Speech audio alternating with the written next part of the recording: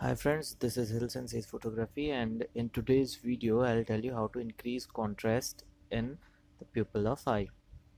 This is very simple method. It will take maximum 2 to 3 minutes and it will make your portrait look attractive. So I hope you will like this video.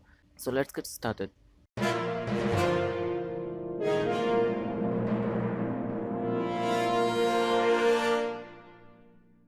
First of all, you need to make a copy of this image. Just click and drag this.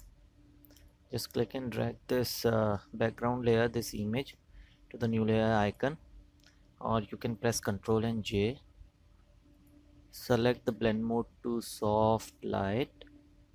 Now you will see the whole image looks more contrasty, but we don't need this much contrast in the full image. We just need more contrast in our eyes. So what we need to do is we need to add a layer mask from this icon. Add a layer mask, press Ctrl and I to invert it. Now you can see the additional contrast which we have added. It is gone.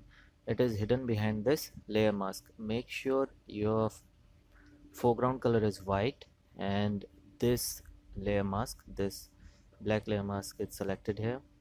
Choose a brush. Make sure your brush is soft. That means its hardness should be 0, and you can choose the size according to your eye. Okay, zoom in on your eye and just paint over it. You need to make sure that your foreground color is white and this layer mask is selected. It is very important, and then you just need to paint over your pupil. That is so simple, very simple. Okay, so now we are done.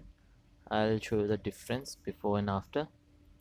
This is before and this is after. If you want to add more contrast in it, just make a copy of top layer, and to see the change, select these both layer and group it into one. Now you can see this one is before, this is after, this is before, this is after.